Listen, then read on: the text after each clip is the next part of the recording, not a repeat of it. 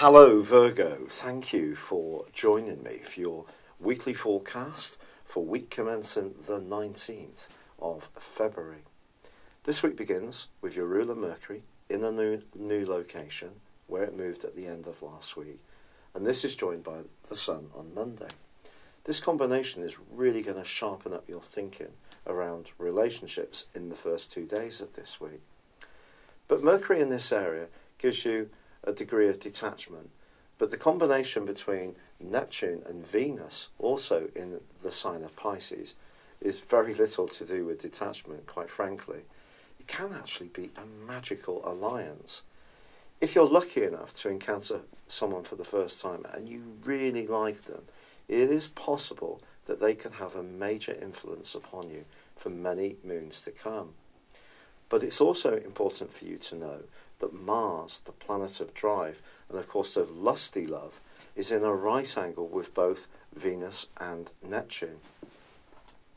When Mars and Venus are at a right angle, it means that the balance between masculine and feminine relating is compromised somewhat. It's possible with Mars in your fourth house that you could be oversensitive, try a bit too hard, or perhaps even a bit defensive if you don't get the responses you feel that you're deserving of. But also with Neptune in the mix as well, that can be a very distorting, misty, ethereal influence, which makes it very hard to tie down facts. So having Mercury in this location is definitely going to be helpful to offset the more negative influence of Venus combining with Neptune, but it can't take it away completely when Mars is in the mix. So what I feel is important to do is use your natural logic and discrimination to think carefully if you do meet someone for the first time. It could be the real deal. It could be that important, not least because Mercury, then the Sun, are both forging amazing links to Saturn, which is now in a very stabilising part of your horoscope for romance. So if there is a relationship that's going well, it can be strengthened by the alliance between these two, and also because Pluto in the same zone is also linking still to Jupiter, the planet of expansion. So a meeting of minds is definitely possible, as much as a sense of melting together in the most spiritual and natural of ways. But the converse can equally be true. So you could meet someone who really does seem to tick every single box you need, but actually you just never seem to get to know what their true motivations are. And you may end up bitterly disappointed by their aloofness, or perhaps their ability to be really available or upfront about what they want. So it's important to have that clarity, especially for you. Your zodiac sign is very much to do with knowing where you stand. Now there's a quarter moon on Friday, which also sees the moon in the most visible part of your scope. So your emotions are going to be very close to the surface.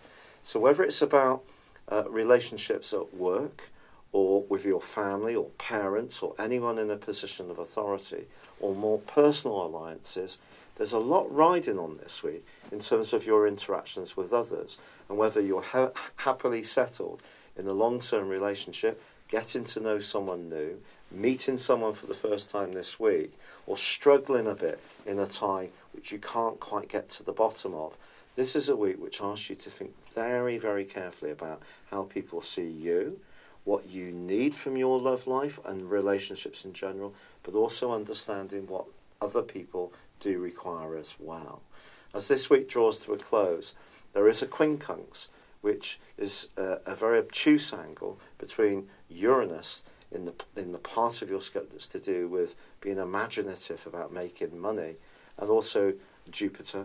And Jupiter's in an area which is very much to do with your thinking. I wouldn't be too reckless or rash when it comes to any financial ideas. A get-rich-quick scheme could be precisely that if someone tells you about it at the end of this week. So remember, with Neptune and Venus can join together, deception is possible in their angle with Mars, but also magic too. It's just working your way through it from your own personal perspective. So proceed with caution, but positivity is there too.